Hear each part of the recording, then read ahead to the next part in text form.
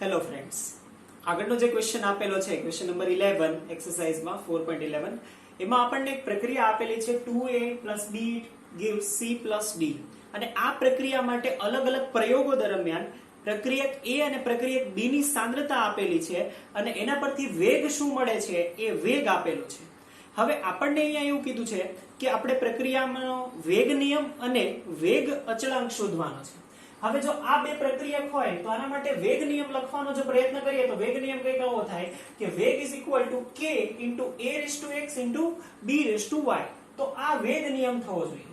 હવે આ same question જે અગાઉનો ક્વેશ્ચન આપણે ક્વેશ્ચન નંબર 10 સોલ્વ કર્યો અને જેમાં x અને y મેળવ્યા હતા સેમ એ જ રીતે આપણે આમાં પણ મેળવવાના છીએ. આપણે x અને y કઈ રીતે મેળવીશું તો આપણને જે ટેબલ આપેલું છે ને એમાં સાંદ્રતા એટલે કે a અને b ની સાંદ્રતા આપેલી છે અને છેલ્લી કોલમમાં વેગ આપેલો છે. તો એના પરથી આપણને 4 સમીકરણ મળશે. તો મેં ઓલરેડી એના 4 સમીકરણ જ બનાવી દીધા છે. તો આ છે point 1 એટલે કે a ની સાંદ્રતા point 1 b ની સાંદ્રતા અને 6 × 10⁻³ એ વેગ. તો આ પહેલો પ્રયોગ છે. સેમ આપણને બીજા પ્રયોગ માટે આપેલું છે, ત્રીજા પ્રયોગ માટે આપેલું છે અને ચોથા પ્રયોગ માટે આવા 4 પરિણામો આપેલા છે. હવે આપણે કરવાનું એ છે કે આ સમીકરણોમાંથી kx y આ ત્રણે ત્રણ શોધવાના છે. તો જ આપણે આ બધું જ મેળવી શકશું. તો સ્ટાર્ટ કરીએ છીએ. ચાલો પહેલા તો આપણે x અથવા તો y મેળવવાનો પ્રયત્ન કરીએ. હવે અહીંયા જો અહીંયા આપણે જો x અથવા તો y મેળવવો હોય તો કોઈ પણ એકનો લોપ કરવો પડે. તો અહીંયા પહેલું અને ચોથું ઇક્વેશન જુઓ તો પહેલા ઇક્વેશનમાં point 1 y છે, અહીંયા પણ point 1 y છે. જો આ બંનેને આપણે ડિવાઈડ કરીએ તો શું થઈ શકે તો આ બંને નીકળી જાય અને આપણને આ point 4 વાળું x મળે. રાઈટ. તો અહીંયા point 4 છે એ મોટું છે તો આપણે 4/1 કરીએ છીએ તો આપણે લખીશું સમીકરણ 4/1 કરતા. ચાલો તો સમીકરણ 4 માં છે 2.4 × 10⁻²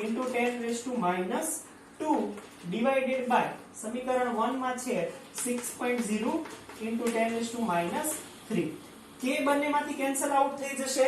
અહીંયા સમીકરણ 4 માં શું બચશે .4x અહીંયા બચશે .1x .1y બંનેમાંથી કેન્સલ થઈ જશે. હવે આનું જ્યારે આપણે સાદુરૂપ આપીશું તો આનું જે સાદુરૂપ થઈને આવશે એ આવશે આપણી પાસે 4. આ બંનેને જો તમે સાદુરૂપ આપશો અહીંયા 10⁻² છે, અહીંયા 10⁻³ છે તો આ આપણી પાસે આવશે 4 અને આનું જ્યારે આપણે સાદુરૂપ આપશું તો થશે 4x થાય. રાઈટ. .4/.1x જો આ કરીશું તો આવશે 4x. તો હવે તો આપણને આઈડિયા સિમ્પલી આવી જ ગયો હશે કે આવું ક્યારે શક્ય થાય. 4 ની કેટલી ઘાત હોય તો 4 જવાબ મળે ઓબ્વિયસલી. તો x જ્યારે 1 હશે તો જ આ શક્ય થશે. તો એક પરિણામ આપણને મળી ગયું કે x શું હોવું જોઈએ, x હોવું જોઈએ 1. તો આપણે સાઈડમાં લખી દઈએ તો આપણને એક જવાબ મળી ગયો છે કે x = 1. હવે આપણે y મેળવવાનો પ્રયત્ન કરીએ છીએ. x આપણને આ રીતે મળ્યો. સેમ આપણે કોઈ એવી રીતે કરીએ કે જેથી સમીકરણનો કોઈ ભાગાકાર કે એવું કરતા આપણને y પણ મળે અને એકદમ સરળતાથી મળે. તો જુઓ જેવી રીતે અહીંયા આપણે x મેળવવા y નો લોપ કર્યો હતો તો બીજું અને ત્રીજું સમીકરણ જુઓ તો x નો લોપ થાય એમ છે. તો અહીંયા પણ આપણે એ કરીશું તો સમીકરણ 3/2 કરતા. કેમ કે 3 માં અહીંયા point 4 છે, અહીંયા point 2 છે એટલા માટે. ચાલો તો અહીંયા સમીકરણ 3 માં ઉપર છે વેગ 2.88 × 10⁻1 ડિવાઇડેડ બાય સમીકરણ 2 માં વેગ છે 7.2 × 10⁻². અહીંયા બંનેથી k cancel out, .3x cancel out, .3x cancel out. અહીંયા બચશે .4y અને અહીંયા બચશે .2y. 2.88 × 10⁻1 divided by 7.2 into 10⁻². જો આપણે આનું પણ સાદુરૂપ આપીશું તો આનો જવાબ પણ આપણને મળશે 4. રાઈટ. અને અહીંયા જે બચશે અહીંયા શું બચશે .4 divided by .2 કરશું એટલે કે 4/2 તો અહીંયા આવશે 2/1. હવે વિચારવાનું છે કે 2 કેટલા કરીએ તો એનો જવાબ 4 આવે. તો આપણને આઈડિયા આવી જાય કે y = 2 કરીએ તો થાય એટલે કે આ હોવું જોઈએ 2/2 એટલે કે y મળશે આપણને મળી જાય એકદમ સરળ. તો આપણને બંને મળી ગયું છે x અને y, તો આપણને શું મળી જાય? આપણને મળી જાય વેગ સમીકરણ. જે વેગ સમીકરણ શું થશે? x રેસ ટુ એટલે કે a રેસ ટુ 2 અને a રેસ ટુ 1 અને b રેસ ટુ 2 થાય. જે x અને y આપણે ધારેલા હતા એની આપણે કિંમત મૂકી. હજી ક્વેશ્ચન પૂરો નથી થતો. હજી આગળ આપણને કીધું છે બીજું શોધવાનું, અને એ શું છે? એ આપણને શોધવાનું કીધું છે k એટલે કે વેગ અચળાંક. કઈ રીતે શોધી શકીએ? સિમ્પલ, કોઈ પણ એક સમીકરણમાં કિંમત મૂકી દઈએ તો પણ મળી જાય.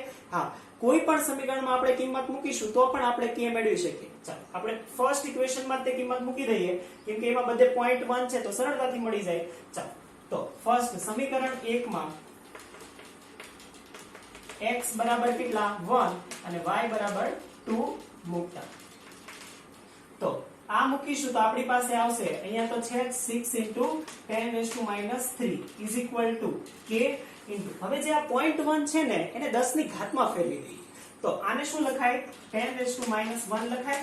0.1 ને તે 10⁻1 લખાય. યસ લખાય. ⁻1 ઇન્ટુ આને પણ લખાય 10⁻2 10⁻1 નો સ્ક્વેર. કેમ કે 0.1 ને આપણે 10⁻1 લખી દીધું, કેમ કે બધું 10 ની ઘાતમાં ફેરવી દઈએ તો સરળતાથી આન્સર આવે. ચાલો k ને કરતા બનાવીએ તો અહીંયા રહેશે 6 * 10⁻3. આ આવશે ડિવાઇડેડ બાય 10⁻1. આ આવશે 10⁻2. તો આ એડ કરીશું તો આ પણ બનશે 10⁻3. 10⁻3 કેન્સલ થશે તો આપણી પાસે k આવશે જે હશે 6. રાઈટ? તો આપણી પાસે 3 એ 3 આન્સર આવી ગયા છે.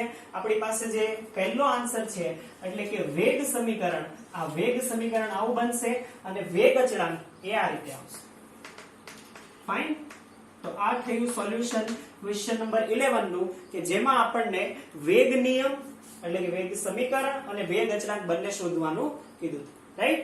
તો આ આપણે શોધ્યું. હવે વેગ અચળાંક છે, વેગ અચળાંક જુઓ, આ તૃતીય ક્રમની પ્રક્રિયા છે. આનો ક્રમ કાઢો, પ્રક્રિયા ક્રમ. તો 1 + 2 આ તૃતીય ક્રમની પ્રક્રિયા થશે. તો તૃતીય ક્રમની પ્રક્રિયા માટે તમે વેગ અચળાંકનો એકમ પણ લખી શકો છો.